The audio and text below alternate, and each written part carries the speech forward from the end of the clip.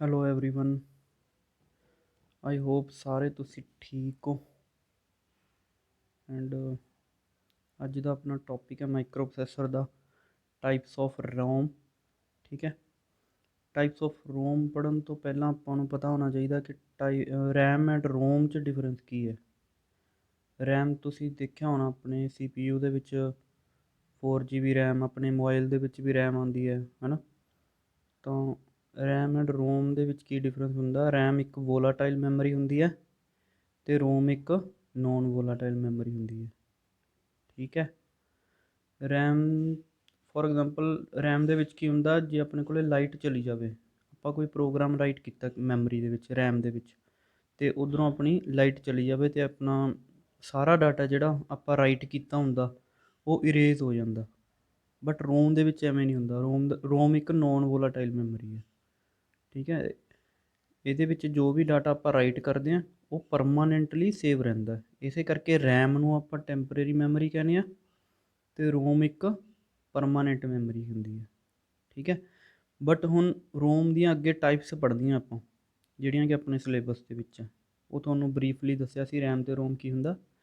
ਰੋਮ ਦੀਆਂ ਟਾਈਪਸ ਹੁੰਦੀਆਂ ਤਿੰਨ ਤਰ੍ਹਾਂ ਦੀਆਂ, ਪੀ ਰੋਮ, ਈ ਪੀ ਰੋਮ ਤੇ ਡਬਲ ਈ ਪੀ ਰੋਮ।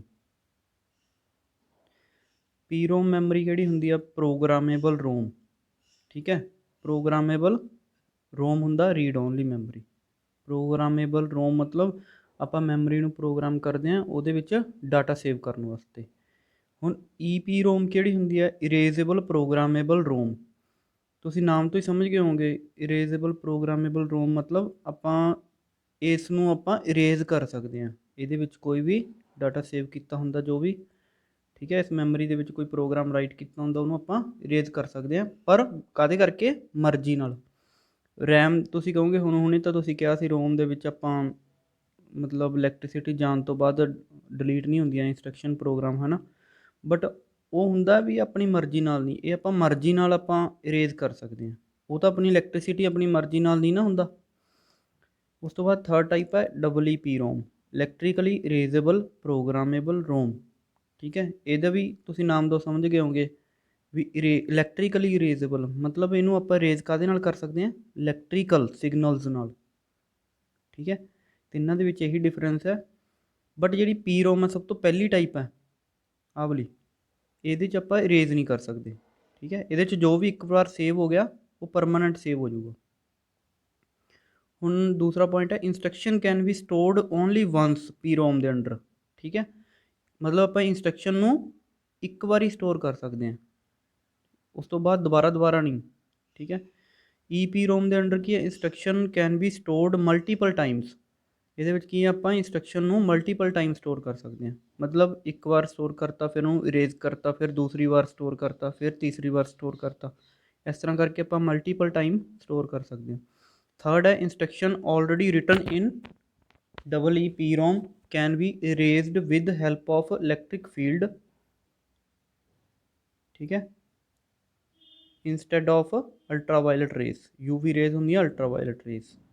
ਇਹਦੇ 'ਚ ਕੀ ਹੈ? ਡਬਲ ਈ ਪੀ ਰੋਮ ਦੇ ਵਿੱਚ ਆਪਾਂ ਕੋਈ ਵੀ ਡਾਟਾ ਉਹਨੂੰ ਇਲੈਕਟ੍ਰਿਕ ਫੀਲਡ ਨਾਲ ਇਰੇਜ਼ ਕਰ ਸਕਦੇ ਹਾਂ, ਨਾ ਕਿ ਅਲਟਰਾਵਾਇਲਟ ਰੇਜ਼ ਨਾਲ। ਅਲਟਰਾਵਾਇਲਟ ਰੇਜ਼ ਕਿਹਦੇ 'ਚ ਯੂਜ਼ ਹੁੰਦੀ ਹੈ?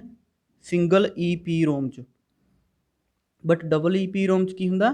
ਇਲੈਕਟ੍ਰੀਕਲੀ ਆਪਾਂ ਇਰੇਜ਼ ਕਰਦੇ ਹਾਂ। ਠੀਕ ਹੈ, ਸੈਕਿੰਡ ਪੁਆਇੰਟ ਹੁਣ ਪੀ ਰੋਮ ਦੇ ਅੰਡਰ ਹੈ error in written instruction can not be changed ਔਰ ਇਰੇਜ਼ਡ। ਕੋਈ ਵੀ ਐਰਰ ਆ ਗਿਆ ਆਪਣੇ ਕੋਲ, ਆਪਾਂ ਇੰਸਟਰਕਸ਼ਨ ਰਾਈਟ ਕੀਤੀ ਹੈ ਪ੍ਰੋਗਰਾਮ ਦੇ ਵਿੱਚ, ਉਹਦੇ ਵਿੱਚ ਐਰਰ ਆ ਗਿਆ, ਉਹਨੂੰ ਆਪਾਂ ਚੇਂਜ ਨਹੀਂ ਕਰ ਸਕਦੇ, ਨਾ ਹੀ ਉਹਨੂੰ ਇਰੇਜ਼ ਕਰ ਸਕਦੇ, ਕਿਉਂਕਿ ਇਹ ਪਰਮਾਨੈਂਟ ਮੈਮਰੀ ਹੈ। ਠੀਕ ਹੈ, ਹੁਣ ਜੇ ਆਪਾਂ ਨੂੰ ਇਸ ਲਈ ਪਹਿਲਾਂ ਹੀ ਕਹਿੰਦੇ ਧਿਆਨ ਰੱਖੋ, ਜਦੋਂ ਆਪਾਂ ਪ੍ਰੋਗਰਾਮ ਨੂੰ ਜਾਂ ਇੰਸਟਰਕਸ਼ਨ ਨੂੰ ਸੇਵ ਕਰਨਾ ਜਾਂ ਰਾਈਟ ਕਰਨਾ ਮੈਮਰੀ ਦੇ ਵਿੱਚ, ਪਹਿਲਾਂ ਹੀ ਦੇਖ ਕੇ ਰਾਈਟ ਕਰੋ, ਕੋਈ ਐਰਰ ਉਸ ਤੋਂ ਬਾਅਦ ਨਹੀਂ ਚੇਂਜ ਹੋਣਾ ਜੇ ਕੋਈ ਐਰਰ ਹੋਇਆ। ਠੀਕ ਹੈ, ਸੈਕਿੰਡ ਪੁਆਇੰਟ ਹੈ ਈ ਪੀ ਰੋਮ ਦੇ ਵਿੱਚ written instruction can be erased and changed with the help of ultraviolet rays. ਦੇਖੋ ਈ ਪੀ ਰੋਮ ਹੈ ਜਿਹੜਾ, ਉਹਦੇ ਵਿੱਚ ਜੇ ਕੋਈ ਵੀ ਇੰਸਟਰਕਸ਼ਨ ਰਾਈਟ ਕਰਨੀ ਹੈ, ਠੀਕ ਹੈ, ਕੀਤੀ ਹੋਈ ਆ, ਉਹਨੂੰ ਆਪਾਂ ਇਰੇਜ਼ ਕਾਹਦੇ ਨਾਲ ਕਰ ਸਕਦੇ ਹਾਂ? ਅਲਟਰਾਵਾਇਲਟ ਰੇਜ਼ ਯੂਜ਼ ਕਰਕੇ। ਠੀਕ ਹੈ, ਥਰਡ ਤੁਸੀਂ ਪੜ੍ਹ ਹੀ ਲਿਆ, ਈ ਡਬਲ ਈ ਪੀ ਰੋਮ ਦੇ ਵਿੱਚ ਕਾਹਦੇ ਨਾਲ ਇਰੇਜ਼ ਕਰ ਸਕਦੇ ਹਾਂ? ਇਲੈਕਟ੍ਰਿਕ ਫੀਲਡ ਯੂਜ਼ ਕਰਕੇ। ਠੀਕ ਹੈ, ਹੁਣ ਥਰਡ ਪੁਆਇੰਟ ਹੈ ਪੀ ਰੋਮ ਦੇ ਵਿੱਚ once written then unusable memory space. ਜੇ ਇਹਦੇ 'ਚ ਇੱਕ ਵਾਰ ਕੁਛ ਵੀ ਆਪਾਂ ਰਾਈਟ ਕਰਤਾ, ਮੈਮਰੀ ਦੇ ਵਿੱਚ ਸੇਵ ਕਰਤਾ, ਤਾਂ ਉਹ ਮੈਮਰੀ ਸਪੇਸ ਅਨਯੂਜ਼ੇਬਲ ਹੋ ਜੂਗੀ, ਮਤਲਬ ਉਹਨੂੰ ਦੁਬਾਰਾ ਆਪਾਂ ਯੂਜ਼ ਨਹੀਂ ਕਰ ਸਕਦੇ। ਇਹਦਾ ਮਤਲਬ ਇਹੀ ਹੋਇਆ ਵੀ ਪਰਮਾਨੈਂਟ ਮੈਮਰੀ ਹੈ। ਠੀਕ ਹੈ। ਹੁਣ EPROM ਦੇ ਵਿੱਚ ਕੀ ਹੈ, ਰੀਰਾਈਟਿੰਗ ਪੋਸੀਬਲ ਹੈ, ਇਹਦੇ 'ਚ ਰੀਰਾਈਟ ਕਰ ਸਕਦੇ ਆਪਾਂ ਦੁਬਾਰਾ। ਠੀਕ ਹੈ। ਥਰਡ ਹੈਗੀ ਆ, we can rewrite the instruction and it can reprogrammed 1000 time. ਇਹਦੇ ਵਿੱਚ ਕੀ ਆਪਾਂ ਰੀਰਾਈਟ ਤਾਂ ਕਰ ਸਕਦੇ ਹਾਂ ਇੰਸਟਰਕਸ਼ਨ ਨੂੰ, ਅਤੇ ਇਹਨੂੰ ਆਪਾਂ ਰੀਪ੍ਰੋਗਰਾਮ ਕਿੰਨੇ ਵਾਰ ਕਰ ਸਕਦੇ ਹਾਂ, 1000 ਟਾਈਮ, 1000 ਵਾਰ ਆਪਾਂ ਦੁਬਾਰਾ ਰਾਈਟ ਕਰ ਸਕਦੇ ਹਾਂ ਇਰੇਜ਼ ਕਰਨ ਤੋਂ ਬਾਅਦ। ਠੀਕ ਹੈ। Thank you.